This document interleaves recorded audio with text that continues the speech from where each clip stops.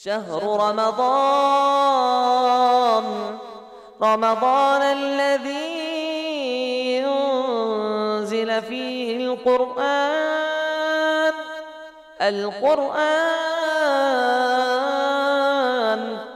هدى للناس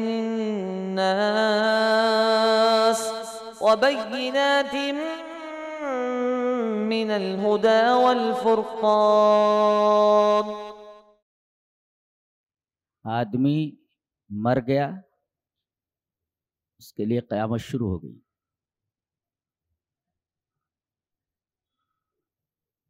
تو قیامت کی دو قسمیں ہیں، قیامت صغری موت، یہ قیامت ہے، یہ مرنا موت،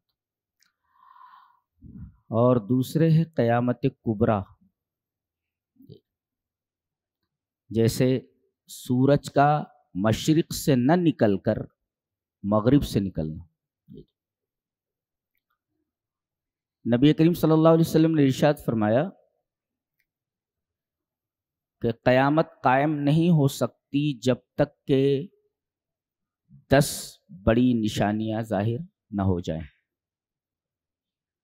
اور ان نشانیوں میں سے کوئی بھی ایک نشانی ظاہر ہو گئی تو توبہ کا دروازہ بند ہو جاتا ہے. اس کا مطلب یہ ہے کہ سورج جب تک مشرق سے نکل رہا ہے تب تک توبہ کا دروازہ کھلا ہوا ہے، اور جس دن وہ مغرب سے نکلا توبہ کا دروازہ بند ہو گیا.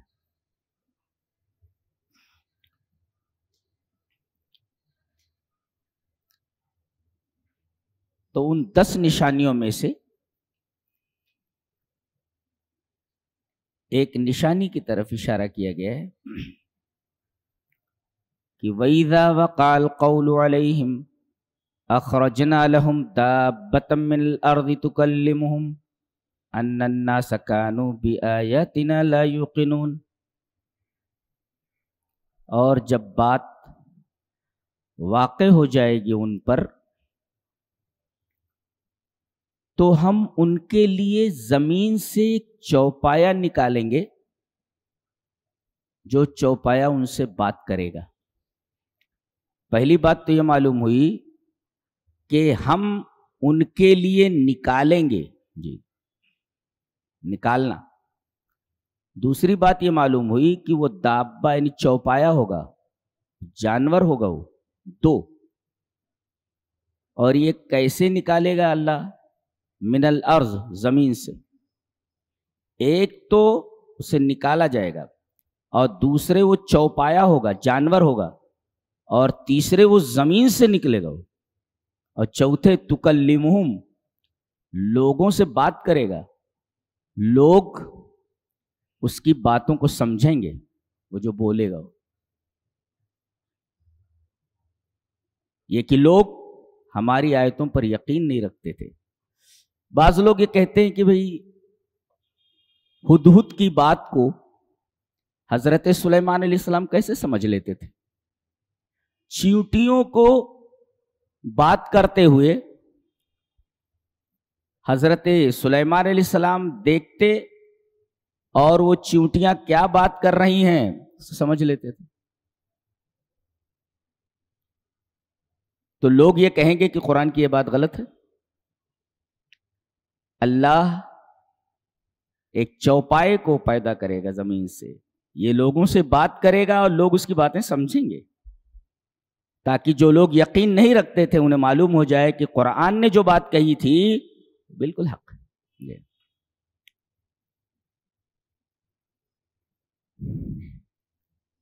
اس کے بعد سورہ قصص شروع ہوتی ہے. قرآن حکیم میں سب سے زیادہ تذکرہ ایک نبی کا ہے جس کا نام موسیٰ ہے. سب سے زیادہ تذکرہ قرآن میں انہی کا ہے. اس کے علاوہ اور بہت سارے انبیاء کرام کا تذکرہ ہے. آپ دیکھیں گے کہ تقریباً ہو سکتا ہے کہ 2 ایک کے ساتھ ایسا نہ ہو، مگر تمام نبیوں کے قصوں میں یہ بات ملے گی کہ ان کے قصوں میں عورت کا زبردست رول اور ایک اہم کردار ملے گا، چاہے وہ کردار ایجابی ہو یا سلبی ہو۔ جی، حضرت ابراہیم علیہ السلام ہے، حضرت سارہ ہے۔ حضرت ابراہیم کی زندگی میں یہ ہے، حضرت سارہ ہیں، حضرت ہاجرہ ہے، اور ان دونوں کا اس قصے میں بڑا اہم رول ہے۔ جی، یہ ایجابی رول ہے۔ سلبی رول دیکھنا ہو تو حضرت لوط علیہ السلام ہے، ان کی بیوی ہے، آپ نبی ہیں، بیوی کافرہ ہے، تو عورت کا رول ہے، مگر یہ رول سلبی ہے، نگیٹو ہے، پوزیٹو نہیں۔ اسی طرح حضرت لوط علیہ السلام نبی ہیں، ان کی بیوی کافرہ ہے، بیوی کا رول تو ہے اس قصے میں، مگر یہ رول نگیٹو ہے، پوزیٹو نہیں۔ حضرت موسیٰ علیہ السلام ہیں، ان کی زندگی میں کئی عورتوں کا رول ہے۔ ایک تو ان کی ماں کا ہے کہ جب ماں کو پتا چلتا ہے کہ فرعون کو ایسے بچوں کی تلاش ہے جو پیدا ہوتے ہیں اور پیدا ہوتے ہی ان کو مار دیا جاتا ہے، گھبرا کر کے ایک تابوت میں ان کو بند کرتی ہیں اور دریا کے حوالے کر دیتی۔ ماں کا کردار، ایک عورت کا کردار حضرت موسیٰ علیہ السلام کی کہانی میں۔ اور پھر جب وہ صندوق آگے بڑھنے لگتا ہے تو ان کی جو بہن ہوتی ہیں جی، وہ اس کا پیچھا کرتی ہیں کہ یہ تابوت جا کہاں رہا ہے جس میں میرا بھائی بند ہے۔ جی جی، اور پھر جب مصر سے بھاگ کر مدین جاتے ہیں تو وہاں سب سے پہلے یہ لڑکیاں ہی ملتی ہیں، دو لڑکیاں، ان میں سے ایک لڑکی ان کو گھر لے جاتی ہے اور دونوں لڑکیوں میں سے ایک کی شادی ہو جاتی ہے حضرت موسیٰ علیہ السلام سے۔ تو جتنے انبیاء ہیں ہر ایک کی زندگی میں تقریباً کسی نہ کسی عورت کا زبردست رول رہا ہے۔ نبی کریم صلی اللہ علیہ وسلم کی زندگی میں سب سے بڑا رول حضرت خدیجۃ الکبریٰ کا ہے۔ ایک دفعہ حضرت جبرائیل نبی کریم صلی اللہ علیہ وسلم کے پاس آ رہے تھے، آتے آتے انہوں نے دیکھا کہ حضرت خدیجہ آ رہی ہیں، کچھ ٹفن وفن لیے ہوئے ہیں۔ حضرت جبرائیل پہلے آگے، فرشتے ہیں وہ، ان کو آتے ہوئے کتنی دیر لگتی ہے، پہنچ گئے وہ، کہا کہ اللہ کے رسول آپ کی بیوی خدیجہ آ رہی ہیں، ہذہ خدیجۃ قد اتت، آ رہی ہیں، ماہا اناء فیہ ادام اور شراب، اس کے اندر کچھ کھانا ہے یا سرکہ ہے، ٹفن لے کر کے آ رہی ہیں۔ نبی صلی اللہ علیہ وسلم اپنا اچھا ہے، اور اللہ کے رسول جب وہ آ جائیں تو سب سے پہلے یہ بولیے کہ اللہ نے ان کو سلام کہا ہے۔ عورتیں اتنی بھی بلند ہوتی ہیں کہ اللہ انہیں اپنا سلام بھیجے، کتنی بلند مرتبت خاتون ہے۔ اور جب اللہ کا سلام آپ کہیے گا تو اس کے بعد میرا بھی سلام بولیے گا کہ میں بھی ان کو سلام کرتا ہوں، اور ان سے یہ بھی کہنا کہ جنت میں اللہ تبارک و تعالیٰ نے ایک خاص محل ان کے لیے تیار کر رکھا ہے جس کے اندر کوئی تھکن نہیں ہے، کوئی شور شرابہ نہیں۔ اللہ، یہ حضرت خدیجۃ الکبریٰ ہے، آپ کی زندگی میں ایک بہت بڑا رول ہے ان کا۔ ایسے حضرت عائشہ رضی اللہ تعالیٰ عنہ ہے، بہت بڑی عالمہ اور فاضلہ ہے، ان سے دین کا اتنا فائدہ ہوا ہے کہ کسی ام المومنین سے دین کا اتنا فائدہ نہیں ہوا جتنا فائدہ حضرت عائشہ اور حضرت ام سلمہ سے ہوا۔ تو تمام انبیاء کرام کی کہانیوں میں، قصوں میں کسی نہ کسی عورت کا بڑا زبردست رول رہا ہے، چاہے وہ ایجابی ہو چاہے سلبی ہو، چاہے پازیٹیو ہو یا نیگیٹو۔ سورہ قصص کے شروع میں حضرت موسیٰ علیہ السلام کا قصہ بیان کیا جا رہا ہے جی. اس سے پہلے یہ بتایا گیا کہ اس وقت کا بادشاہ فرعون تھا اور اس نے استکبار میں آ کر کے بنی اسرائیل کو اپنا غلام بنا لیا تھا. وہ جس طرح چاہتا ہوں ان کے ساتھ سلوک کرتا. یہ بات کہی گئی. اور اس قصے کے آخر میں ایک بہت بڑے مالدار کا تذکرہ ہے جس کا نام قارون ہے جی. ایک بادشاہ ہے اور ایک مالدار آدمی, پیسے والا, یعنی اور دونوں استکبار میں مبتلا ہے جی. ایک استکبار ملکی میں مبتلا ہے اور ایک استکبار ملکی میں مبتلا ہے جی. استکبار ملکی بادشاہت کا گھمنڈ ہے اس کو, اور ایک کو استکبار ملکی اس کو پیسوں کا گھمنڈ ہے. استکبار میں اور تکبر میں فرق ہے جی. شیطان کے بارے میں آتا ہے استکبار آتا ہے اس کے لیے, اور تکبر بھی آتا ہے. تکبر اور استکبار میں کیا فرق ہے؟ تکبر اور استکبار میں فرق یہ ہے کہ تکبر کہتے ہیں کہ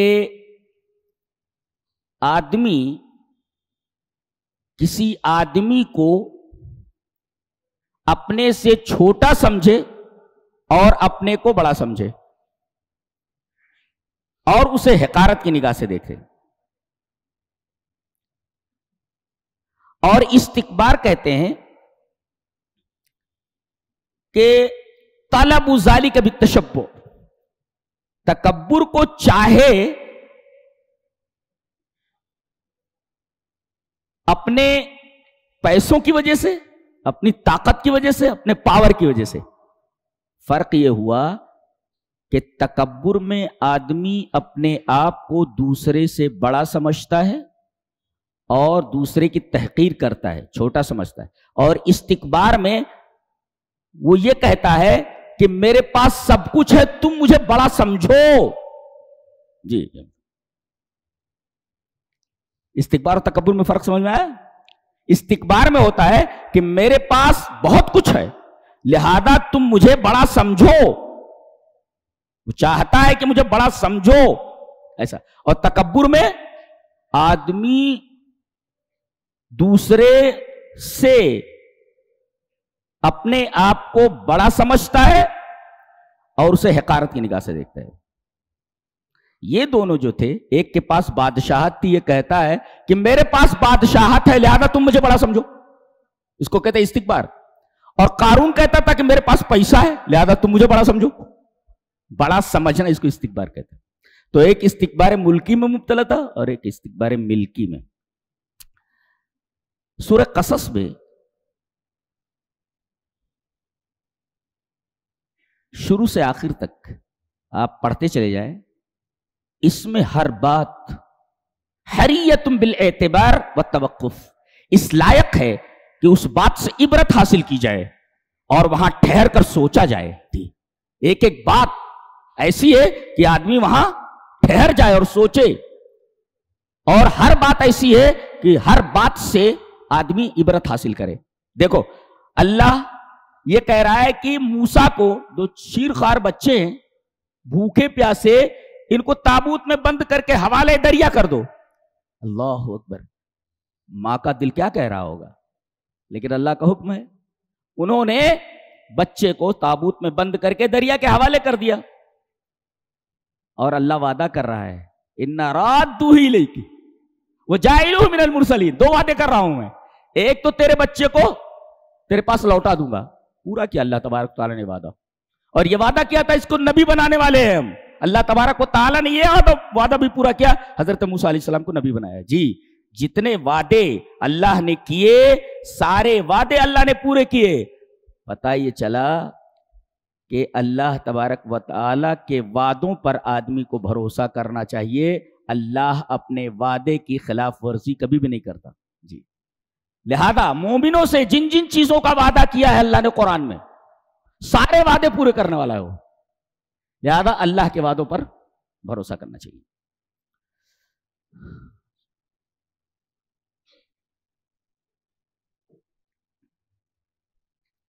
दोनوں بڑے بن رہے تھے، دونوں بڑے بن رہے تھے، تو اللہ تبارک و تعالیٰ نے ایک کو دریا میں ڈبو کر کے مار ڈالا اور ایک کو زمین میں دھنسا دیا. جی،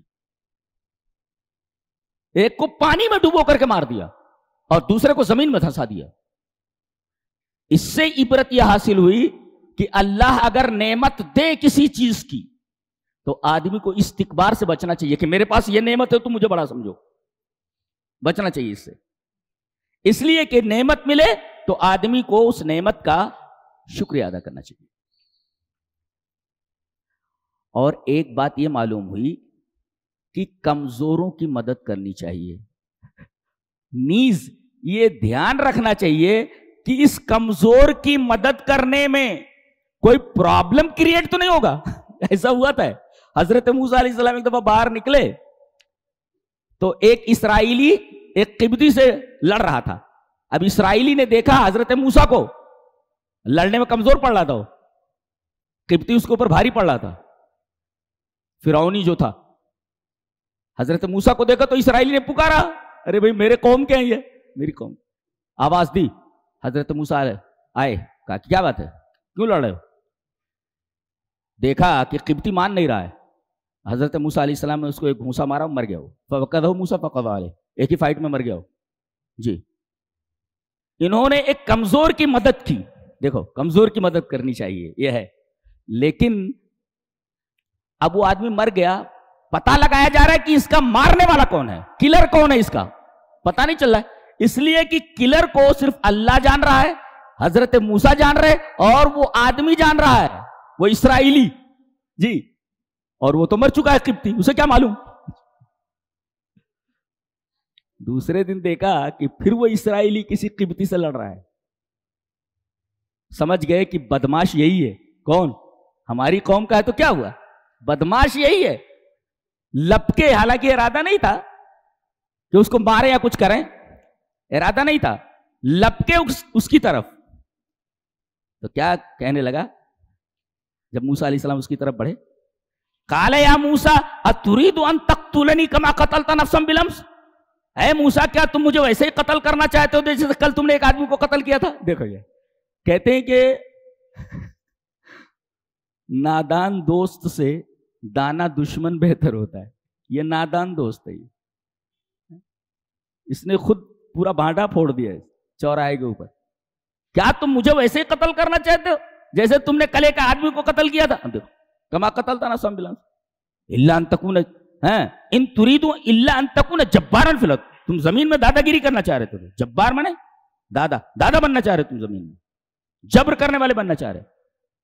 وما تريد ان تكون من المصلحين. تم مصلح نہیں بننا چاہ رہے. یہ دیکھو نصیحت کر رہا ہے. تو کمزوروں کی مدد کیجئے، مگر دیکھ لیجئے کہ اس کمزور کی مدد کرنے میں کوئی پرابلم تو پیدا نہیں ہوگا. یہ دیکھ لیجئے پہلے. جی،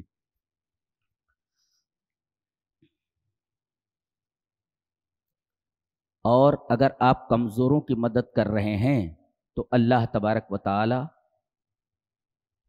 آپ کی اس پریشانی کو دور کر دے گا جس پریشانی میں آپ فی الحال مبتلا ہیں.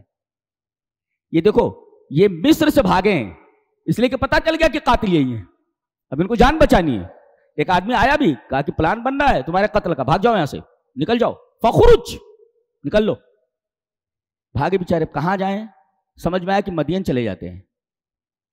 گئے تو کپڑے جو ہے میلے ہو چکے ہیں، پیروں کے جوتے پھٹ گئے ہیں. ایک درخت کے نیچے بیٹھ گئے بیچارے گرمی سے بچنے کے لیے. دیکھا کہ وہاں ایک کنواں ہے اور تمام چرواہے آ کر کے اپنے جانوروں کو پانی پلا رہے ہیں اور دو لڑکیاں ایک طرف کھڑی ہیں. بہرحال قصہ آپ کو معلوم ہے. آپ نے ان دو لڑکیوں کو دیکھا اور ان کی بکریوں کو پانی پلایا، ان کی پریشانی دیکھی، ان کی پریشانی دور کی. تو اللہ تبارک و تعالیٰ نے ان کی پریشانی دور کر دی. ایک لڑکی آئی کہ ابا بلا رہے ہیں، چلو. ان کو نوکری مل گئی، اس لیے کہ کھانے کے لیے پہلے کچھ چاہیے تھا، کھانا مل گیا وہاں. اور دوسرے، اب عورت کی ضرورت تھی. شعیب نے کہا کہ ان دو لڑکیوں میں سے ایک کی شادی میں تم سے کرنا چاہتا ہوں. شادی ہوگی. پتہ یہ چلا کہ کمزوروں کی مدد کرنی چاہیے، اور جو کمزوروں کی مدد کرتا ہے اللہ تبارک و تعالیٰ اس کی مدد کرتا ہے. جی یہ بات معلوم ہے.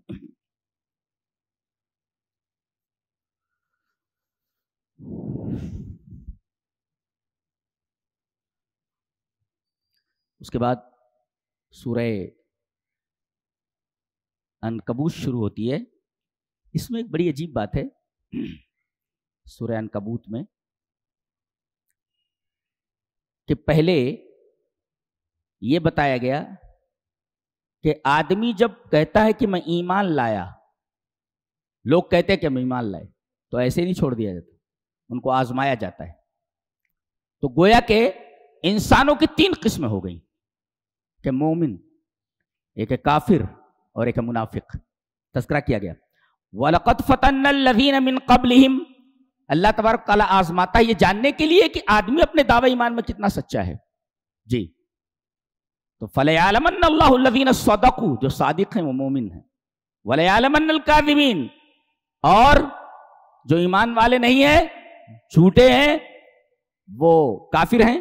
اور اس کے بعد اللہ تبارک و تعالیٰ نے آگے وَمِنَ النَّاسِ مَن يَقُولُ آمَنَّا بِاللَّهِ کہہ کر کے منافقین کا تذکرہ کیا. گویا کہ انسانوں کے 3 گروہ ہوتے ہیں، مومن، کافر اور منافق. اچھا، اس کے بعد ایک تعلیم دی گئی بہت شاندار. دیکھیے وَوَصَّيْنَا الْإِنسَانَ بِوَالِدَيْهِ حُسْنًا، ایک جگہ کہا گیا وَوَصَّيْنَا الْإِنسَانَ بِوَالِدَيْهِ إِحْسَانًا، اور ایک جگہ کہا گیا وَوَصَّيْنَا الْإِنسَانَ بِوَالِدَيْهِ. نہیں سمجھ میں آیا؟ ایک جگہ کہا گیا کہ ہم نے انسان کو وصیت کی کہ اپنے والدین کے ساتھ احسان کرے، ایک. دوسری جگہ کہا گیا ہم نے انسان کو یہ وصیت کی کہ اپنے والدین کے ساتھ حسن کرے. اور تیسری جگہ فرمایا ہم نے انسان کو یہ وصیت کی کہ اپنے والدین کے ساتھ، آگے کچھ نہیں ہے. جی ایک جگہ احسان ہے، تو جہاں احسان ہے وہاں بر مادی مراد ہے. جی اور جہاں حسنہ ہے، احسانہ کے بجائے حسنہ ہے، وہاں بر معنوی مراد ہے. اور جہاں دونوں کا تذکرہ نہیں، خالی بوالدہ کہہ دیا گیا، تو وہاں دونوں مراد ہیں. تو احسان سے کیا سمجھ میں آیا کہ احسان کا لفظ جہاں ہے وہاں بر مادی مراد ہے. ماں باپ کو کھانا چاہیے، کھانا دیجیے. ماں باپ کو کپڑا چاہیے، کپڑا دیجیے. ماں باپ کو دوا چاہیے تو دوا دیجیے. ماں باپ کو کوئی اور چیز چاہیے تو وہ دیجیے. یہ احسان ہے، بر مادی. کھانا دیجیے، کپڑا دیجیے، دوا دیجیے، خرچے کے لیے الگ سے پیسہ دیجیے، یہ بر مادی ہے. اور بر معنوی بولیے تو ادب کے ساتھ بولیے. جی آپ کوئی ایسی حرکت نہ کریں جس حرکت سے ان کو دلی رنج ہو، دلی تکلیف ہو. جی یہ بر معنوی ہے. تو جہاں احسانہ ہے وہاں بر مادی، کھانا پینا خرچہ یہ سب دینا ہے آپ کو. اور بر معنوی ادب کے ساتھ پیش آنا ہے، یہ بر معنوی ہے. اور تیسرے جہاں کچھ بھی نہیں ہے وَوَصَّيْنَا الْإِنسَانَ بِوَالِدَيْهِ، اللہ تبارک و تعالیٰ نے اشارہ کر دیا کہ ماں باپ کے ساتھ احسان بھی کرو اور ماں باپ کے ساتھ حسن بھی کرو. احسانہ اور حسن دونوں، اس لیے کہ دونوں کا تذکرہ نہیں کیا گیا تو دونوں مراد ہے وہاں پر. یہ ہے.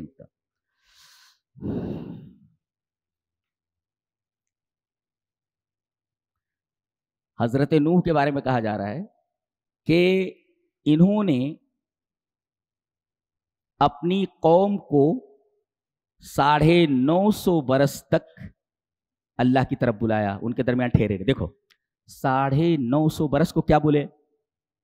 وَلَقَدْ أَرْسَلْنَا نُوحًا إِلَىٰ قَوْمِهِ، ہم نے نوح کو ان کی قوم کی طرف بھیجا. فَلَبِثَ فِيهِمْ أَلْفَ سَنَةٍ، وہ ان کے درمیان 1000 سال رہے. الا 50 عامہ مائنس 50 سال. جی 1000 سال مائنس، الا مانے مائنس، 1000 سال مائنس 50 کتنا ہوا؟ 950.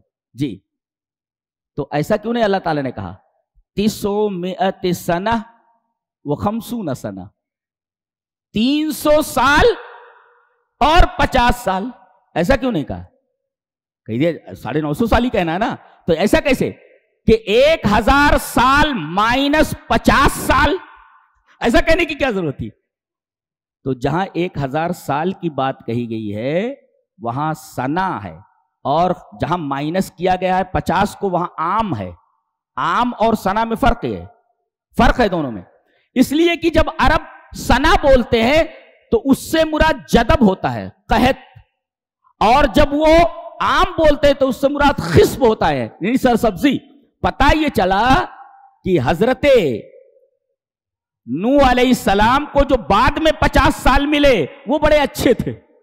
50 سال جو ملے بعد کے، جب یہ سب ڈوب گئے تب جو 50 سال ملے، وہاں کہا گیا 50 عاما، وہ 50 سال بہت اچھے تھے.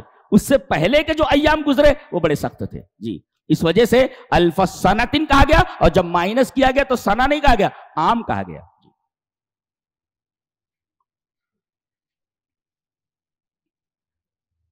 اس کے بعد شرک کی تردید میں ایک بہت ہی پیاری مثال دی جا رہی ہے. جی اللہ نے فرمایا مثل الذین اتخذوا من دون اللہ اولیاء کمثل العنکبوت اتخذت بیتا وان اوہن البیوت لبیت العنکبوت لو کانوا یعلمون.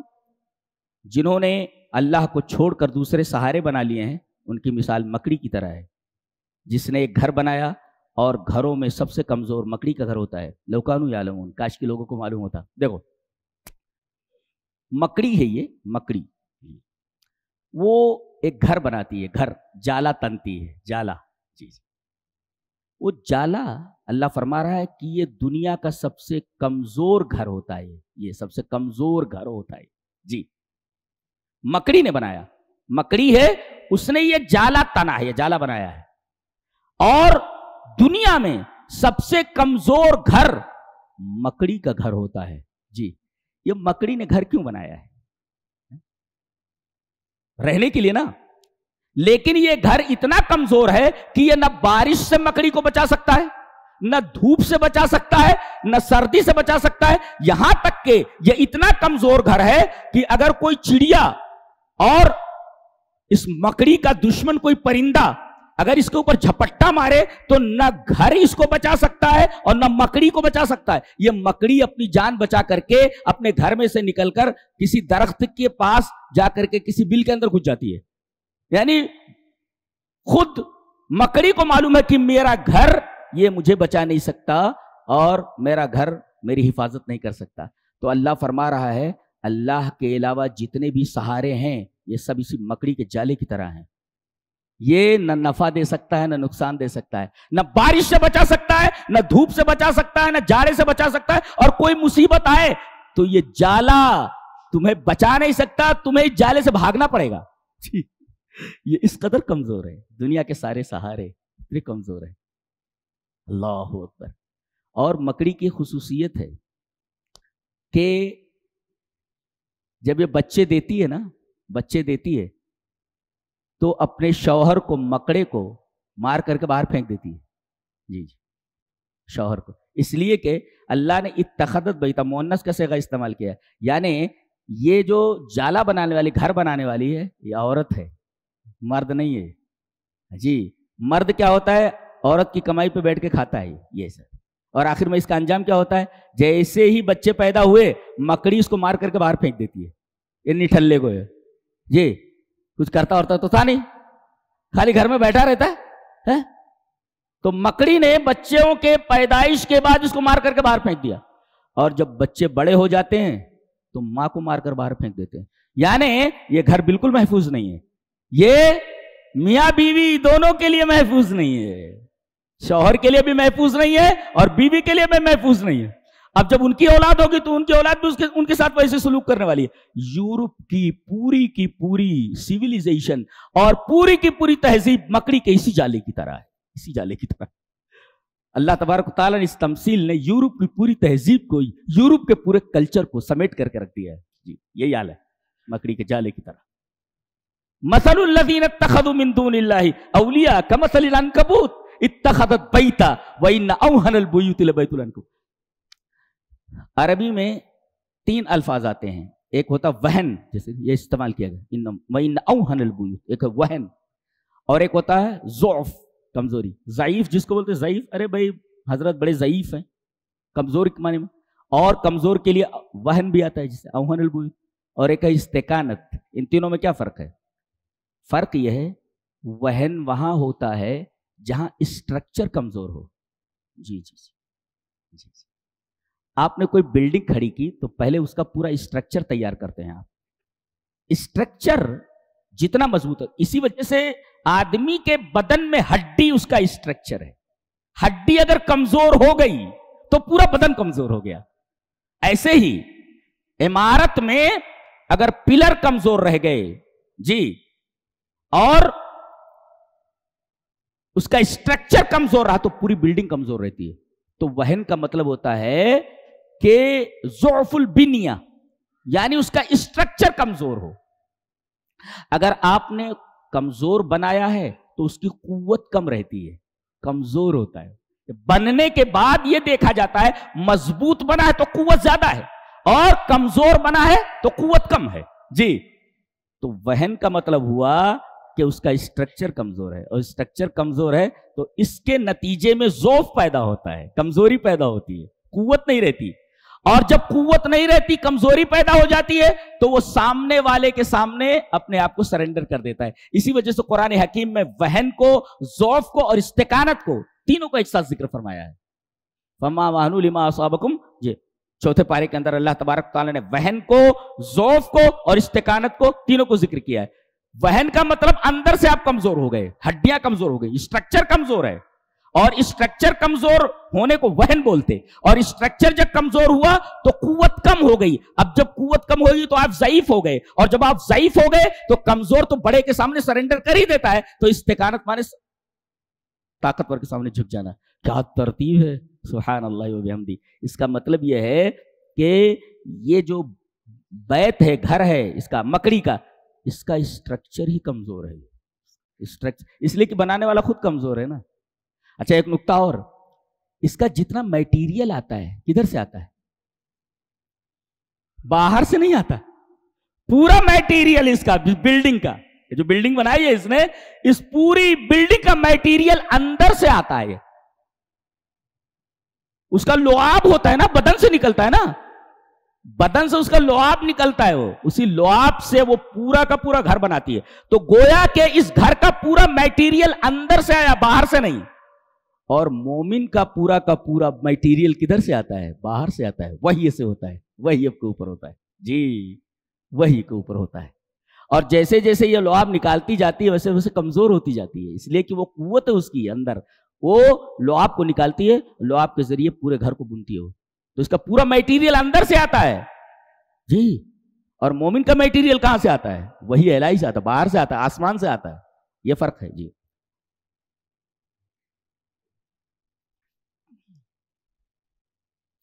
اس کے بعد فرمایا گیا کہ قرآن کی تلاوت کرو، نماز قائم کرو. نماز کے فائدے بتائے گئے، فحشاء اور منکر سے، بے حیائی اور خراب باتوں سے روک دیتی ہے. اس کے بعد کہا گیا وَلَذِكْرُ اللَّهِ اکبر، اللہ کا ذکر سب سے بڑا ہے. تو نماز بھی تو اللہ کا ذکر ہے. یہ وَلَذِكْرُ اللَّهِ اکبر کیوں کہا گیا؟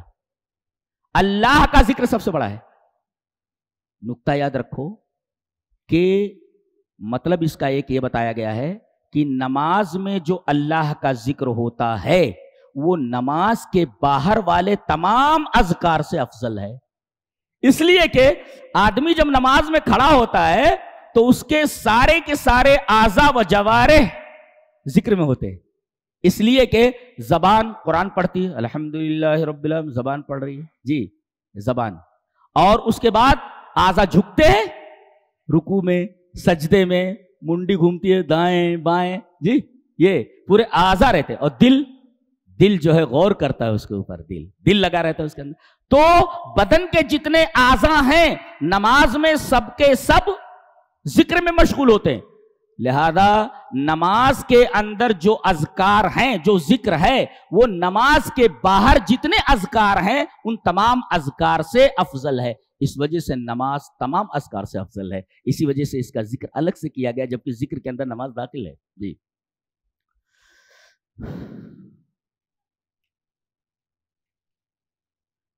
اس کے بعد دو بڑی عجیب باتیں بیان کی جا رہی ہیں. ایک بتایا گیا کہ یہ دنیا جو ہے نا، یہ دنیا لاہو لعیب ہے. वमा हादिहिल हयातुद दुनिया इल्ला लहव व लइब, खेल और तमाशा है। वइन्न दारल आखिरत लहियल हयवान। गौर करो इसमें कि दुनिया की जिंदगी को हयात कहा गया और आखिरत की जिंदगी को हयावान कहा गया जी। दोनों का मादा एक ही है जी। दुनिया के लिए जब लफ्ज लाया गया तो हयात लाया गया, वमा हादिहिल हयातुद दुनिया, और आखिरत की बात आई तो हयात नहीं लाया गया, हयावान लाया गया। यानी दुनिया की जिंदगी हयात है और आखिरत की जिंदगी हयावान है। तो मल फर्क बैनल हयाती वल हयावान। हयात कहते हैं बादहु मौत, हयात कहते हैं ऐसी जिंदगी को जिसके बाद मौत हो, और हयावान कहते हैं ऐसी जिंदगी को जिसके बाद मौत ना हो। अल्लाह अकबर। तो अल्लाह फरमा रहा है आखिरत की जिंदगी जो मिलेगी उसके बाद मौत नहीं है। दुनिया की जिंदगी जो तुमको मिली है वो हयात है, हयात बादहु मौत, हयावान लैसा बादहु मौत, उसके बाद मौत नहीं। इसका मतलब यह हुआ कि आखिरत की जिंदगी के मुकाबले में दुनिया की जिंदगी समझो मौत के बराबर है, इसलिए कि उसके बाद मौत ही है, और हकीकी जिंदगी वो है जिसके बाद मौत ना हो। तो आखिरत की जिंदगी हयावान और दुनिया की जिंदगी हयात, दोनों में फर्क समझ में आया। उसके बाद अल्लाह ने फरमाया वल्लज़ीन जाहदू फीना लनहदियन्नहुम सुबुलना, जो लोग हमारे लिए हमारे रास्ते में मुजाहदा करते। मुजाहदे का मफूल नहीं लाया गया। मुजाहदा किससे करते हैं? नफ्स से मुजाहदा है, अदुव्वे ज़ाहिर शैतान से मुजाहदा है, और इसी तरीके से शैतान से मुजाहदा है। कोई मुश्किल काम है वो कर रहा है आदमी, मुजाहदा है। ठंडी में नमाज पढ़ने के लिए आ रहा है, मुजाहदा। ठंडी में वुज़ू बना रहा है, मुजाहदा। इसी वजह से फरमाया गया जो लोग हमारे रास्ते में मुजाहदा करते हैं। मुजाहदा कैसा? उसकी बहुत सारी किस्में हैं, मफूल नहीं लाया गया। तो लनहदियन्नहुम सुबुलना, हम उनको हमारे रास्तों की हिदायत देते हैं। बाज लोगों ने ये समझा इससे रास्तों से कि भाई एक इमाम का रास्ता है, एक इमाम का रास्ता है, एक इमाम का रास्ता है, एक शख्सियत का रास्ता है। जिस रास्ते से आओगे सारे रास्ते अल्लाह की तरफ जाते हैं। ये मुराद है सुबुल से। ला, ये मुराद नहीं है, बल्कि यहाँ बहुत से रास्ते की तरफ हम हिदायत देते हैं, बहुत से रास्तों की तरफ। यहाँ सुबुल से मुराद अल आमालुस सालिहा, नेक आमाल है, अल मूसिला इला रज़ाउल्लाह, अल्लाह तबारक व तआला की रजा की तरफ जितने आमाल ले जाने वाले हैं वो रास्ते हैं। नमाज एक रास्ता है, रोजा एक रास्ता है, सदका एक रास्ता है, खैरात एक रास्ता है, हज एक रास्ता है। दुनिया में जितनी भी नेकियां हो सकती हैं, सारी की सारी नेकियां ये आमाले सालेहा है जो अल्लाह की रजा की तरफ पहुंचाती हैं।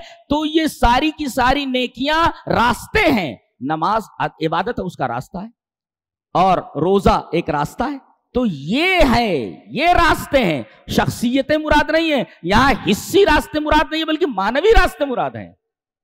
हम तौफीक देंगे उनको नमाज पढ़ने की, हम तौफीक देंगे उनको सदका खैरात करने की, हम तौफीक देंगे उनको ज़कात देने की, हम तौफीक देंगे उनको हज करने की। हमारे रास्ते में जो मुजाहदा करेंगे हम उनके लिए हमारे रास्ते अल्लाह फरमा रहा है सुबुलना, हमारे रास्ते। तो उसे इंसान कैसे मुराद हो सकते हैं, इमाम कैसे मुराद हो सकते हैं? उससे मुराद अल्लाह तबारक व तआला के दिए हुए रास्ते हैं। कौन से रास्ते? अल आमालुस सालिहा अल मूसिला इला रज़ाउल्लाह, वो आमाल जो अल्लाह की रजा तक पहुंचाने वाले हो, वो तमाम के तमाम आमाल रास्ते हैं। जैसे नमाज, रोजा, हज, ज़कात, ये सब रास्ते हैं, मानवी रास्ते मुराद। अब आओ देखो, बड़ी प्यारी बात आगे कही जा रही है। इस सूरह करीमा का नाम रूम है, रूम। नबी करीम सल्लल्लाहु अलैहि वसल्लम की पैदाइश कब हुई है? 570 ईस्वी में, बराबर है। और आप नबी कब बनाए गए हैं? 610 में जी। 40 साल की उम्र हो गई आपकी तब आपको नबी बनाया गया। पैदाइश कब हुई? 570 में। इसलिए कि हजरत ईसा अलैहिस्सलाम के बाद आप आए हैं और आखिरी नबी हैं। अब आपके बाद कोई नबी आने वाला नहीं। तो हजरत ईसा और नबी के दरमियान में 600 साल का फासला है। तो जब हम हजरत ईसा अलैहिस्सलाम की तारीख लेते हैं, सन लेते हैं, तो उसको ईसवी बोलते हैं। तो 570 ईस्वी में आपकी पैदाइश हुई है और आपको नबी कब बनाया गया? 610 में, जब आप 40 साल के हो गए। तो इसलिए 30 ये और 10 वो, 610, 40 साल के हुए तब आपको नबी बनाया गया। 570 ईस्वी में आपकी पैदाइश हुई और 610 में आपको नबी बनाया गया जी। और ये रूम की اور ایران کی جو جنگ چلی ہے، الف لام میم غلبت الروم، جی یہاں رومی ہار گئے، جی رومی ہار گئے. تو یہ روم کی اور ایران کی جنگ کب شروع ہوئی؟ 602 میں. اس وقت آپ کی عمر کیا تھی؟ ہاں جی کیلکولیٹ کر لیجئے. جی تو 602 میں یہ جنگ شروع ہوئی ایران اور روم کی. کب تک چلی ہے؟ 614 تک. جی 614 تک چلی ہے. اور اس میں بہت سارے پادری مارے گئے رومیوں کے، اس لیے کہ ایران کا جو خسرو پرویز تھا وہ بہت بھاری پڑ رہا تھا، اور ہرقل جو تھا یہ روم کا بادشاہ وہ کمزور پڑ رہا تھا. یہاں تک کہ 614 کے اندر اس نے ایک آخری اور عبرتناک شکست دی روم کو. یہاں تک کہ ان کا جو ہولی کراس تھا، جس کو یہ لوگ صلیب مقدس کہتے ہیں، ہم لوگ اس صلیب کو وثن کہتے ہیں، بت کہتے ہیں. حضرت عدی بن حاتم ایک دفعہ نبی کریم صلی اللہ علیہ وسلم کی خدمت میں آئے، وہ کہنے لگے کہ میں نبی کریم صلی اللہ علیہ وسلم کی خدمت میں آیا، وہ فی عنقی صلیب من ذہب، میرے گلے میں سونے کا کراس تھا. کراس لائک دیٹ، کراس جو ہوتا ہے وہ سونے کا تھا، لاکٹ کراس بنا ہوا اور میرے گلے میں لٹکا ہوا تھا. نبی کریم صلی اللہ علیہ وسلم فرمایا یا عدی اطرح عنک ھذا الوثن، اس بت کو اپنے گلے سے نکال پھینک. تو جس کو یہ ہولی بولتے ہیں، ہولی مانے مقدس، صلیب مقدس بولتے ہیں، ہولی کراس بولتے ہیں، اسلام میں اس کو بت کہا گیا ہے، وثن. اور نبی نے کہا اس کو اپنے گلے سے نکال پھینک. جی حضرت عدی نے فوراً اس کو اپنے گلے سے نکال دیا. تو ہولی کراس نہیں کہنا چاہیے، اس لیے کہ وہ بت ہے، وہ صلیب مقدس کہتے ہیں، وہ ہولی کراس کہتے ہیں. اور اسلام کی نگاہ میں یہ ہولی نہیں ہے، یہ مقدس نہیں بلکہ بت ہے یہ. اور حضرت عدی سے نبی کریم صلی اللہ علیہ وسلم نے فرمایا اس بت کو اپنے گلے سے نکال پھینک. تو 614 کے اندر 602 سے یہ جنگ شروع ہوئی اور 614 تک چلی. اور 614 کے اندر خسرو پرویز ایران کے بادشاہ نے عبرتناک شکست دی روم کے بادشاہ ہرقل کو. اور یہاں تک کہ ان کا وہ جو صلیب ولیب تھا وہ سب فاتحین لے کر کے اڑ گئے، لے کر چلے. ارے اس کو اپنا دارالسلطنت غالباً قسطنطنیہ تھا بچانا مشکل ہو گیا. جی کس کو؟ روم کے بادشاہ کو. یہ بس چند علاقوں میں سمٹ کر رہ گیا، ورنہ ایرانیوں نے، خسرو پرویز نے ان کے سارے علاقوں کے اوپر قبضہ کر لیا تھا. حالات بالکل ناسازگار تھے. جی سوچا بھی نہیں جا سکتا تھا کہ 2-4 سالوں کے اندر، اسباب ایسے تھے ہی نہیں کہ رومی غالب آ جائیں گے ہارنے کے بعد. اللہ نے فرمایا الف لام میم غلبت الروم، رومی ہار گئے ہیں فی ادن الارض. ادن الارض سے مراد میرا خیال ہے کہ یہ بیت المقدس ہے، یا جس کو قریبی جگہ بولا جاتا، قریبی زمین، شاید وہ بیت المقدس ہے یا ازروات وغیرہ کے درمیان کوئی جگہ ہے، وہاں پر یہ لڑائی ہوئی تھی.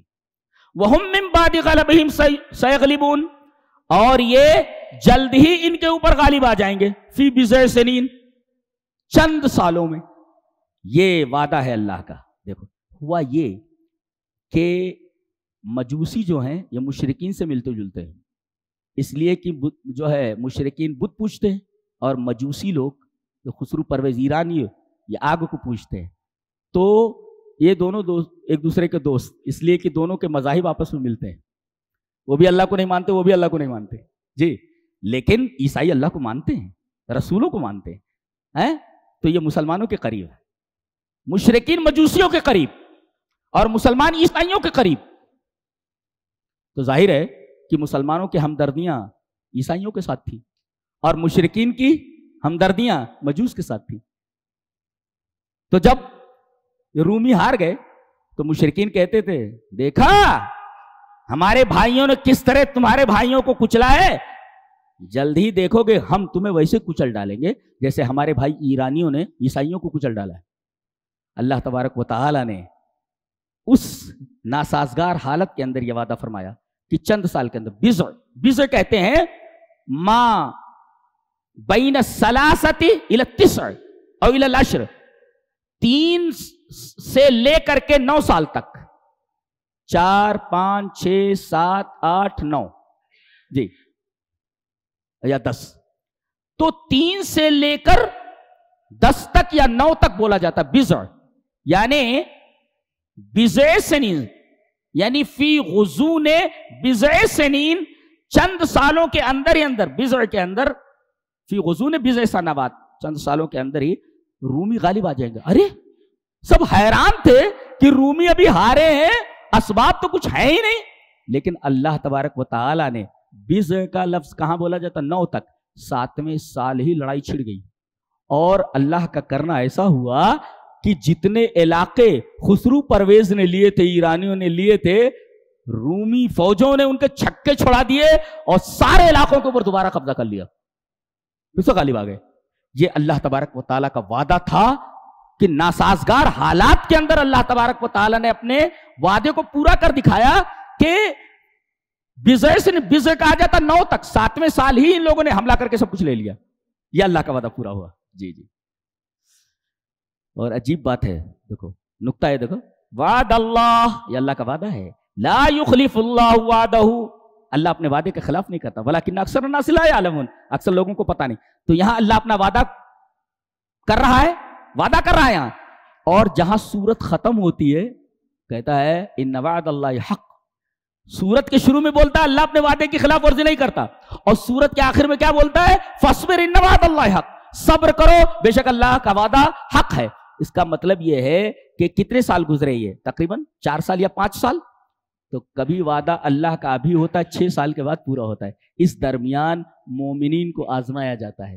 جی، تو اللہ کسی مصیبت میں آپ کو ڈالے تو فوراً یہ مت سمجھیے کہ آپ کی مصیبت کو فوراً دور کر دیا جائے گا، اس لیے کہ مصیبت دور کرنے کا ایک وقت ہے، درمیان میں آپ کو آزمایا جا رہا ہے، اس آزمائش کے اوپر صبر کیجئے۔ فاصبر ان وعد اللہ حق۔ جی جی، اللہ اکبر، کتنی عجیب بات کہی جا رہی ہے۔ شروع ہو رہا ہے کہ لا یخلف اللہ وعدہ، اور آخر میں ختم کیا جا رہا ہے فاصبر ان وعد اللہ حق۔ اس درمیان صبر کرنا ہے آپ کو، اللہ اپنا وعدہ پورا کرے گا، لیکن یہ جو درمیان والا جو گیپ ہے، جو دورانیہ ہے، اس میں آپ کو صبر کرنا ہے۔ کتنی حیرت ناک بات ہے۔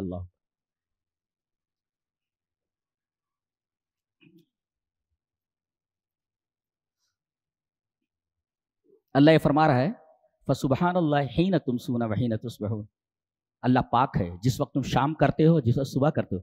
تو قدم الامساء علی الاصباح، اللہ تبارک تعالیٰ نے یہاں رات کا تذکرہ پہلے کیا ہے صبح کا بعد میں، کیوں؟ لأن اللیل یتقدم النہار، اللہ نے پہلے رات کو پیدا کیا ہے، بعد میں دن کو پیدا کیا ہے۔ اللہ، اس کی وجہ سے اللہ تعالیٰ نے رات کو، شام کا ذکر پہلے کیا ہے اور دن کا بعد میں، اس لیے کہ لأن اللیل یتقدم النہار، رات پہلے پیدا کی گئی ہے، دن بعد میں پیدا کیا گیا ہے، اسی وجہ سے اللہ نے شام کا تذکرہ پہلے کیا ہے، صبح کا تذکرہ بعد میں کیا ہے، اس لیے کہ شام کب ہوتی ہے؟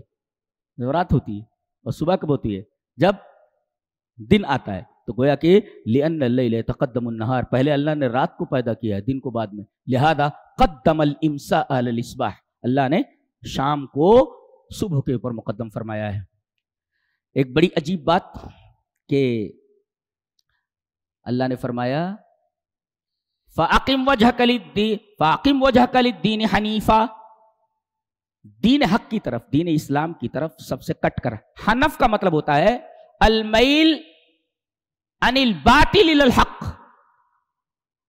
باطل کے راستے سے ہٹ کر حق کے راستے پر آ جانا، مڑنا، ٹریک سے ہٹ کر کے حق کے ٹریک پہ آ جانا۔ جی، اس کو کہتے ہیں المیل عن الباطل الی الحق، حق کے سائیڈ میں آ جانا، راستے پر آ جانا، باطل سائیڈ کے، اس کو کہتے ہیں حنف۔ حضرت ابراہیم علیہ السلام کو حنیفہ کیوں کہا جاتا ہے؟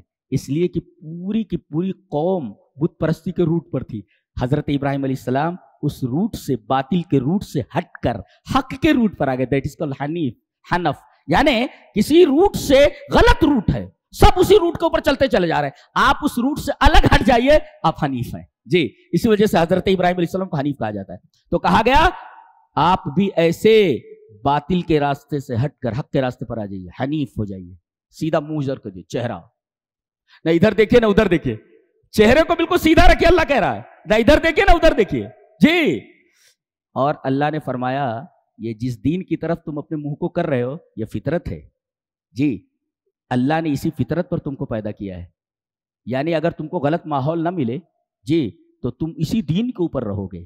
اس کا مطلب توحید اصل ہے، شرک بعد میں آتا ہے۔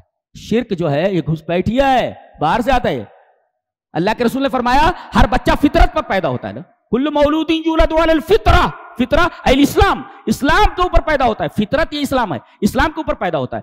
اس کے ماں باپ اس کو یہودی بنا دیتے، اس کے ماں باپ اسے نصرانی بنا دیتے، اس کے ماں باپ اسے مجوسی بنا دیتے. پتہ یہ چلا کہ توحید یہ اندر کی چیز ہے، اس کا گھر ہے. وہ شرک کہاں سے آتا ہے؟ گھس بیٹھیا ہے، گھس کر کے آ گیا باہر سے، مار کر کے اس کو بھگانا چاہیے باہر. جی شرک کو یہ باہر گھس بیٹھیا ہے. تو فطرت کیا ہے؟ اسلام ہے. تو جس چیز کی طرف تم منہ کر کے کھڑے ہوئے ہو، منہ کیا ہوا ہے، در حقیقت وہی فطرت ہے. اس کے بعد دوسرا ٹکڑا یہ قابل غور ہے، اس کو سنیے. لا تبدیل لخلق اللہ. امام راضی رحمت اللہ علیہ کی تفسیر مجھے بڑی اچھی لگی اس ٹکڑے کی. کیا؟ لا تبدیل لخلق اللہ. یہ بتاؤ کہ اللہ نے انسانوں اور جنوں کو کس لیے پیدا کیا ہے؟ عبادت کے لیے نا. خلق اللہ الخلق لعبادتہ، اللہ تبارک و تعالیٰ نے مخلوق کو اپنی عبادت کے لیے پیدا کیا ہے. جی تو جنوں اور انسانوں کو اللہ کی عبادت کے لیے پیدا کیا ہے. تو سارے کے سارے کون ہیں؟ عبید ہیں نا، غلام ہیں. یہ دنیا کے غلاموں کی طرح نہیں ہے کہ کبھی کسی پہلے ہوتا تھا خرید لاتے تھے غلاموں کو 50,000 میں 1,00,000 میں ایسا خرید لاتے تھے اور پھر اس کو بیچ دیتے تھے. تو اب اس کی غلامی سے نکل کر کے اس کی غلامی میں چلا گیا. جی اس نے اس کو بیچ دیا، اس کی غلامی سے نکل کر اس کی غلامی میں چلا گیا. کبھی آزاد کر دیا تو سب کی غلامی سے نکل گیا.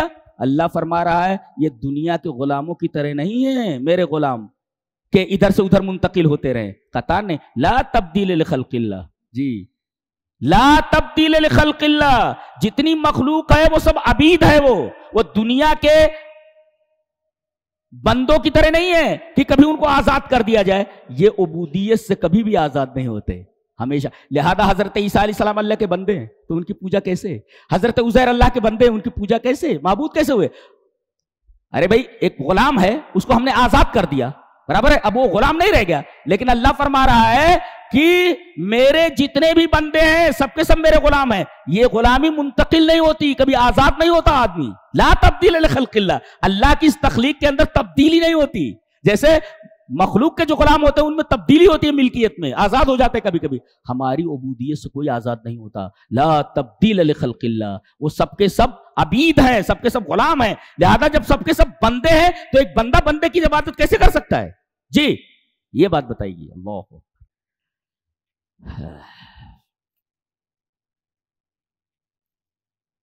اس کے بعد سورہ لقمان ہے. دیکھیے بہت سارے انبیاء کے نام سے سورتوں کے نام ہیں. سورہ ہود، جی سورہ ابراہیم، غور سے. لیکن کچھ ہستیاں ایسی ہیں کہ وہ نبی نہیں ہیں مگر ان کا مقام اتنا بلند ہے، نبی نہ ہوتے ہوئے بھی اللہ کے نزدیک ان کی قدر اتنی ہے کہ ان کے نام سے قرآن کی سورت کا نام رکھ دیا. سورہ مریم. اللہ، یہ عورت کے نام پر ہے. اللہ، نبی نہیں ہے اس لیے کہ عورت نبیہ نہیں ہوتی، لیکن ولیہ ہیں، بہت بڑی نبیہ نہیں مگر ولیہ ہیں. اور اتنی بڑی ولیہ ہیں کہ وہ حضرت زکریا آتے تھے، دیکھتے تھے بغیر موسم کا پھل ہے. بولے میری بچی اس پھل کا تو موسم ہی نہیں، کہاں سے آیا؟ انا لک ھذا، انا لک ھذا. تو کہتے تھے یہ سب اللہ کی طرف سے، ان اللہ یرزق من یشاء بغیر حساب. یہ اتنی بڑی ولیہ ہیں کہ اللہ کی طرف سے پھل آتے تھے بغیر موسم کے، ان کے نام سے سورہ. اور یہ بھی لقمان، یہ جس کے نام سے یہ سورہ ہے، اس نام کے علاوہ کوئی اور نام نہیں ہے اس سورہ کا، یہ نام ہے سورہ لقمان. اور جانتے ہیں یہ نبی نہیں ہے، یہ بزرگ ہیں جی. لیکن اللہ تبارک تعالیٰ کی نگاہ میں اتنا بڑا مرتبہ ہے ان کا کہ ان کے نام سے، نبی نہ ہوتے ہوئے بھی ان کے نام سے سورہ کریمہ کا نام رکھ دیا. اور جانتے ہیں اللہ نے اپنی کتاب کے ذکر سے اس سورہ کریمہ کا آغاز کیا. الف لام میم تلک آیات الکتاب الحکیم. جی یہاں حکیم کیوں لایا گیا؟ اس لیے کہ آگے حضرت لقمان کے حکمت کا تذکرہ ہے. جی وَلَقَدْ آتَيْنَا لُقْمَانَ الْحِكْمَةَ أَنِ اشْكُرْ لِلَّهِ. اس میں ایک بات بتائی گئی، قرآن حکیم کا تذکرہ کیا گیا، اس کے بعد کہا گیا وَمِنَ النَّاسِ مَن يَشْتَرِي لَهْوَ الْحَدِيثِ. لوگوں میں سے بعض ایسے ہیں جو لہو الحدیث خریدتے ہیں. تو لہو الحدیث کا بعض لوگ ترجمہ کرتے ہیں غنا، گانا مانا، ٹیلی ویژن ہے اور کوئی ایسی موبائل جس میں لوگ خراب چیزیں دیکھتے رہتے، یہ ساری چیزیں لہو الحدیث میں داخل ہیں. لیکن ایک مفسر نے بڑی جاندار تفسیر کی ہے کہ القرآن یفسر بعضہ بعضا. وہ کہتا ہے کہ جب بولا جاتا ہے لہو الحدیث تو ذہن متبادر ہوتا ہے الحدیث التافہ العادی، کوئی عام اور بیکار قسم کی بات کو ہم لوگ لہو الحدیث بولتے ہیں، ارے یہ عام اور بیکار قسم کی بات ہے. لیکن قرآن حکیم بولتا ہے کہ لہو الحدیث کسے کہتے ہیں؟ لیضل عن سبیل اللہ. آگے بتایا ومن الناس من یشتری لہو الحدیث لیضل عن، جو چیز بھی، جو کام بھی اللہ کے راستے سے آدمی کو ہٹا دے، ہر وہ کام لہو الحدیث ہے. یعنی قرآن حکیم نے خود لہو الحدیث کا معنی بتایا ہے. اللہ اکبر، کتنی حیرت انگیز بات ہے. بولے تو عام طور پر آدمی جب سنتا ہے لہو الحدیث تو کہتا ہے کوئی عام اور ایک بیکار، الحدیث التافہ العادی، کوئی عام اور بیکار قسم کی بات ہوگی. لیکن یہاں لہو الحدیث کے بعد لیضل عن سبیل اللہ، اللہ کے راستے سے جو بھی چیز آدمی کو ہٹا دے. آدمی نماز کا وقت ہو رہا ہے اور آدمی کسی کام میں مشغول ہے، نماز ہو گئی اور نہیں آ رہا ہے، وہ کام کتنا بھی اچھا ہو لہو الحدیث ہے، اس لیے کہ لیضل عن سبیل اللہ. اچھا، لہو الحدیث کی تفسیر خود اللہ نے فرمائی لیضل عن سبیل اللہ. تو کتاب الحکیم سے شروع، اللہ کی کتاب کی صفت حکیم آئی. وَلَقَدْ آتَيْنَا لُقْمَانَ، حکمت کس کو کہتے ہیں؟ علامہ ابن قیم رحمہ اللہ نے حکمت کی تفسیر کی ہے، تعریف کی ہے اس کی. عرفها ابن القیم رحمہ اللہ، فعل ما ينبغي على وجه الذي ينبغي في الوقت الذي ينبغي. اللہ اکبر، یہ حکمت کی تعریف ہے. اچھا کام اچھے طریقے پر اچھے وقت میں، دیٹ از کال حکمہ. فعل ما ينبغي على الوجه الذي ينبغي في الوقت الذي ينبغي، اچھا کام اچھے طریقے پر اچھے وقت میں. جی، اب آدمی ایک لوٹا لیے جا رہا ہے باتھ روم کے لیے، اسے فارغ ہونا ہے جلدی سے. اب آپ پکڑ لیجئے، تھوڑا سا ٹھہر جائیے، دین و ایمان کی بات سن لیجئے. یہ حکمت ہے، یہ مناسب وقت ہے. یہ ابھی پجامے میں یہ سب فارغ ہو جائے گا، وہ جان دو اس کو. تو فعل ما ينبغي على الوجه الذي ينبغي في الوقت الذي ينبغي، اچھا کام اچھے طریقے پر اچھے وقت میں. تین چیزیں ہوں، کام اچھا ہو، طریقہ اچھا ہو اور وقت اچھا ہو. یہ حکمت کے خلاف ہے. اس آدمی کو روک کر کے جسے باتھ روم میں جانا ہے، روک کر کے دین کی تبلیغ کرتے رہنا حکمت کے خلاف ہے. جی، بچے کو سب سے پہلے کیا چیز بتانا چاہیے؟ اللہ کا حق بتانا چاہیے. اللہ کا سب سے بڑا حق کیا ہے؟ توحید، شرک سے بچنا. یہ حکمت ہے. یہ دیکھو، ایک اچھی بات کو ایک اچھے طریقے سے ایک اچھے وقت میں اپنے بچے کو سامنے بٹھا کر بتا رہے ہیں. حکمت دیکھیے. وَإِذْ قَالَ لُقْمَانُ لِابْنِهِ وَهُوَ يَعِظُهُ يَا بُنَيَّ لَا تُشْرِكْ بِاللَّهِ. یہ ہے سب سے اچھی چیز، اپنے بچے کو اچھے وقت میں اچھی چیز کی تعلیم دے رہے ہیں. میرے بچے، اللہ کے ساتھ شرک مت کرنا. شرک سب سے بڑا ظلم ہے، کر دیا انہوں نے. اب دیکھیے، یہ اسلوب جو ہے غائب کا اسلوب ہے. ڈائریکٹ خطاب غیبت سے تکلم کی طرف پھر گیا ہے. وَوَصَّيْنَا الْإِنسَانَ، ہم نے انسان کو وصیت کی کہ اپنے ماں باپ کے ساتھ اس نے سلوک کرے. یہ بتانا ہے کہ میرے بندے لقمان، تو نے اپنے بچے سے میرا سب سے بڑا حق بیان کر دیا، تو اب میں تیرے بچے سے تیرا حق میں بیان کر دے رہا ہوں. اللہ اکبر. وَوَصَّيْنَا الْإِنسَانَ. اللہ، یہ اللہ تبارک و تعالی کا حق ادا کرنے کے بعد اللہ تبارک و تعالی اپنا حق ادا کر رہا ہے. جی،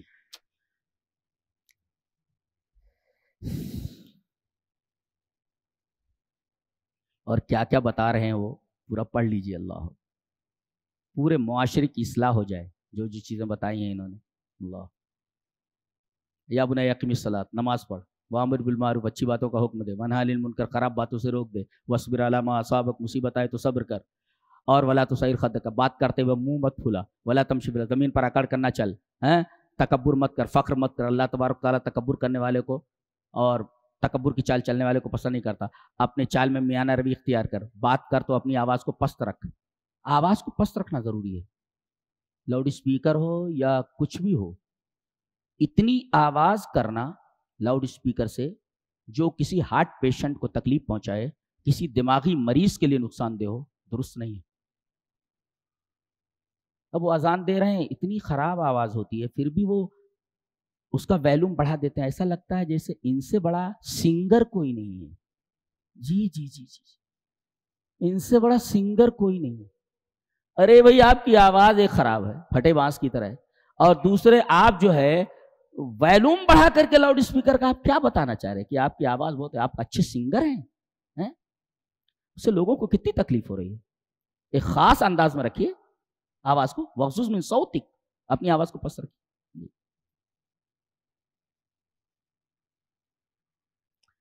اللہ نے فرمایا وَلَوْ أَنَّ مَا فِي الْأَرْضِ مِن شَجَرَةٍ، دنیا کے جتنے بھی درخت ہیں سب کے قلم بنا لیے جائیں. والبحر، اور بحر محیط، اس کو ملا لو بحر محیط کو، اور اس کے ساتھ 7 سمندر اور ملا لو. ایک سمندر تو یہ ہے بحر محیط، من بعدہ، اس کے بعد 7 سمندر اور ملا لو، روشنائی بنا لو ان کی. دنیا کے جتنے بھی درخت ہیں سب کو کاٹ کر قلم بنا لیا جائے، اور سمندر موجود ہے اس کے ساتھ 7 سمندر اور ملا لیے جائیں، ان کی روشنائی بنا لی جائے، اور اللہ کے کلمات لکھے جائیں. نہیں لکھے جا سکتے، قلمیں ٹوٹ جائیں گی، سمندر خشک ہو جائیں گے، اللہ تبارک و تعالیٰ کے کلمات ختم نہیں ہوں گے. کلمات کا کیا مطلب؟ بعض لوگوں نے کہا معلومات، ہذا تحریف. اللہ کی جتنی معلومات ہیں وہ کہتے وہ کلمات ہے، غلط ہے یہ، ہذا تحریف، یہ تحریف ہے. تو کیا کلمات سے کیا مراد ہے؟ کلمات سے مراد اللہ نے جتنی کتابیں اتاری ہیں وہ سب کلمات ہیں. قرآن کلمات ہے، تورات کلمات، زبور کلمات ہیں. تو یہ تو معلوم ہے ہمارے نزدیک، ہم سب جانتے ہیں. لیکن ایک کلمات کون، کلمات الکونیہ التی یأمر بها وینہا الکائنات، وہ کونی کلمات ہیں جن کے ذریعے اللہ کائنات کی تمام چیزوں کو حکم دیتا ہے، روکتا ہے. اللہ کتنی چیزیں ہیں، اللہ اکبر، حکم دیتا ہے، روکتا ہے. کلمات کونیہ جو ہماری نگاہوں سے اجھل رہے ہیں، پتہ نہیں کن کن چیزوں کو حکم دے رہا ہے، کیا کرنے کے لیے، کیا روکنے کے لیے، ہم سمجھ بھی نہیں سکتے. اتنی چیزیں یہ سب لکھنے لگو گے، وہ کلمات جن کے ذریعے وہ حکم دیتا ہے اور جن کے ذریعے وہ روکتا ہے، آپ ان تمام کلمات کو اگر لکھنے لگیں گے تو سارے درخت کے بنائے ہوئے قلم ٹوٹ جائیں گے، اور سارے سمندر جو سیاہی بنا دیے گئے ہیں، روشنائی بنا دیے گئے، سب خشک ہو جائیں گے، مگر اللہ کے کلمات کبھی ختم نہیں ہوں گے. اللہ کی عظمت کا اندازہ ہوا، میرے رونگٹے کھڑے ہو رہے ہیں. معلوم ہے آپ کو، ما نفدت کلمات اللہ، اللہ کے کلمات کبھی ختم نہیں ہوں گے. یہ ہمارا رب ہے معلوم، اور جیسا ہے ویسا اس کا رحم بھی ہے معلوم ہے. فرعون کو جبرائیل کہہ رہے منہ میں مٹی ڈال رہا تھا کہیں اللہ تبارک تعالیٰ کا رحم اس کے اوپر نہ ہو جائے. بخش دے اللہ کسی کو، گنہگار سے گنہگار آدمی کو، کون اسے پوچھنے والا. اس کے بعد فرمایا کہ یہ جو بابا لوگ ہیں کہتے ہیں ہمارے پاس غیب کا علم ہے، بابا لوگ کہتے ہیں موکل ہے ہمارے پاس. اچھا، یہ جتنے بھی لوگ ہیں سب سے زیادہ فقیر یہی ہوتے ہیں. جب تمہارے پاس موکل ہے تو دوسروں سے مانگتے کیوں بھائی؟ دوسروں کا پیسہ ٹھگ لیتے ہو، فقیر رہتے ہو کروڑ پتی ہو جاتے ہو. کس نے دیا؟ تمہارے موکل نے نہیں. اس موکل کے ذریعے دھوکہ دے کر کے تم نے لوگوں سے پیسے اینٹھے ہیں. جھوٹے ہو تم، بدماش ہو تم. اللہ نے فرمایا 5 چیزوں کا علم اللہ کے علاوہ کسی کو نہیں ہے. جی، ان اللہ عنده علم الساعہ، قیامت کب آئے گی معلوم نہیں. وَيُنَزِّلُ الْغَيْثَ، بارش کب ہوگی، کتنی مقدار میں ہوگی. زیادہ سے زیادہ محکمہ موسمیات پیشین گوئی کرتا ہے. فلاں دن فلاں وقت اتنی بارش ہونے کی سمبھاونا ہے. قطعیت کے ساتھ نہیں کہا جا سکتا. جی، اب جب قطعیت کے ساتھ نہیں کہا جا سکتا، نہ قیامت کے بارے میں نہ بارش کے بارے میں، ایسے ہی قطعیت کے بارے میں ماں کے رحم میں کیا ہے، قطعیت کے ساتھ نہیں کہا جا سکتا کیا ہے. جی، تو کہتے ہیں وَيَعْلَمُ مَا فِي الْأَرْحَامِ، ڈاکٹر تو معلوم کر لیتے ہیں کہ لڑکا ہے کہ لڑکی ہے. جی، تو یہ کیا کہا گیا؟ اللہ نے یہ نہیں کہا من فی الارحام، ما فی الارحام ہے بکل تفاصیل. اس کا جواب ہے وَيَعْلَمُ مَا فِي الْأَرْحَامِ بکل تفاصیل، اپنے تمام تفاصیل کے ساتھ. لڑکا ہے کہ لڑکی ہے، جنت میں جائے گا کہ جہنم میں جائے گا، چھوٹا ہوگا کہ بڑا ہوگا، ناٹا ہوگا کہ کیا ہوگا، بکل تفاصیل. سائنس کو معلوم نہیں ہے. تو چند چیزیں معلوم کرنے کا نام غیب نہیں ہے. بکل تفاصیل، تمام تفاصیل کے ساتھ. اور سائنسی حقیقت یہ ہے کہ یہاں یہ بھی بتایا گیا کہ تم بچہ جب پیٹ میں آ جاتا ہے تب تم پتہ لگا لیتے ہو. ہم کو معلوم ہے کہ کس لڑکے کی شادی کس لڑکی سے ہوگی، اور پیٹ میں جب جائے گا تو لڑکا ہوگا کہ لڑکی ہوگی. کوئی سائنس بتائے شادی ہونے سے پہلے کیا ہوگا کس کو؟ بکل تفاصیل ہی. اللہ اکبر، یہ معلوم ہے. اور تیسری چیز، بچہ جب پیٹ میں رہتا ہے تو میرا خیال یہ ہے کہ الاسبوع السادس عشر، 16ویں ہفتے میں یا 5 مہینے کا جب ہو جاتا ہے تب اس کا کان وغیرہ بنتا ہے. سب سے پہلے کان بنتا ہے 5 مہینے. جی اسی وجہ سے اللہ قرآن حکیم میں سب سے پہلے سمع لاتا ہے. ان السمع والبصر، عجیب بات ہے، ابھی آگے آئے گا وہ تو وہاں بحث کریں گے ہم. ان اللہ عنده علم الساعہ، قیامت کا علم، بارش کا علم، ماں کے پیٹ میں کیا ہے اس کا علم.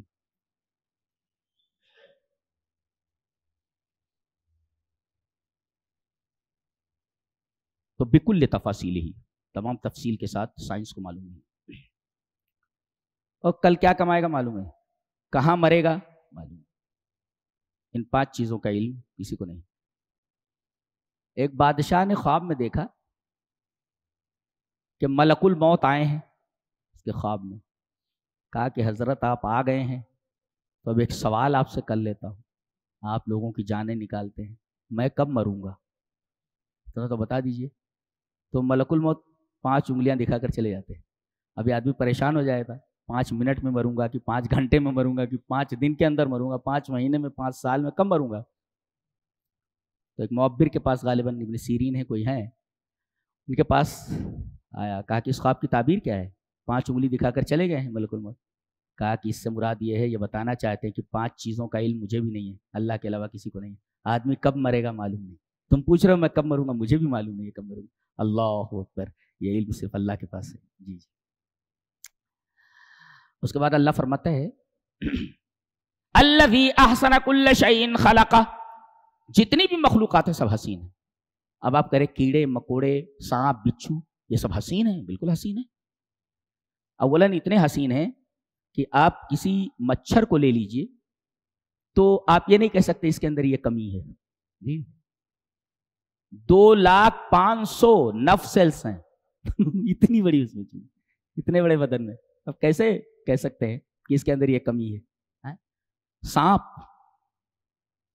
حسین مخلوق ہے اللہ کی، پتہ نہیں اس کے زہر سے کتنی دوائیں بنائی جاتی ہیں. جی اور اس طرح جتنے بھی کیڑے مکوڑے، ہم کو علم نہیں ہے مگر ان کیڑوں مکوڑوں کے رہنے کی وجہ سے، یہاں تک کہ یہ گندا خنزیر بھی ہوتا ہے اس کے رہنے کی وجہ سے، تمام حشرات الارض جتنے ہیں جانور، سب کی وجہ سے ماحول متوازن رہتا ہے، ماحول میں توازن رہتا ہے. یہ توازن کو برقرار رکھنے کے لیے اللہ تبارک تعالیٰ نے ہر قسم کے حشرات بنائے. تو الذی احسن کل شیء خلقہ. جی اور فرمایا تم کو ہم نے ذلیل پانی سے بنایا. قال الاحنف عجبت لمن جرى في مجرى البول مرتين يتكبر. احنف کہتے ہیں مجھے بڑا تعجب ہے ایسے شخص کے اوپر جو پیشاب کے راستے سے 2 مرتبہ گزرتا ہے. جی پیشاب کے راستے سے 2 مرتبہ گزرے، یتکبر، وہ تکبر کرے. جو پیشاب کے راستے سے 2 بار گزرا ہو وہ تکبر کرے. جی ایک دفعہ مرد کے اس سے اور دوسرے مرد پیدا ہوتا ہے تو 2 مرتبہ جو پیشاب کے راستے سے نکلا وہ تکبر کرے. بولے تو یہ تکبر، حیرت کی بات ہے. بولے تو عجیب تو. اور اللہ نے فرمایا تم کو ذلیل پانی سے پیدا کیا. ایک مفسر لکھتا ہے کم ہی نعمت عظیمت، یہ اللہ تبارک و تعالیٰ کی کتنی بڑی نعمت ہے انسان کے اوپر. اذ نقلنا اللہ من المہانتی الی الکرامتی، اللہ تبارک و تعالیٰ نے ذلت سے ہمیں رفعت اور کرامت کی طرف منتقل کیا ہے. یعنی ہم ذلیل پانی سے پیدا کیے گئے ہیں لیکن اللہ تبارک و تعالیٰ نے کتنی تکریم کی ہے ہماری کہ ہمارے لیے جنت تیار کر رکھی ہے. یہ اللہ تبارک و تعالیٰ کا کتنا بڑا کرم ہے اور اللہ تبارک و تعالیٰ کی کتنی بڑی رحمت ہے انسانوں کے اوپر. جی یہ 20ویں اور 21ویں پارے کی تفسیر کا خلاصہ تھا. اب کچھ چیزیں جو ہے 21ویں پارے کی رہ رہی ہیں، کل 22 کے ساتھ اس کو مکمل کریں گے انشاءاللہ. اللہ ہمیں نیک عمل اور اچھی سمجھ کی توفیق عطا فرمائے. وآخر دعوانا الحمدللہ رب العالمین.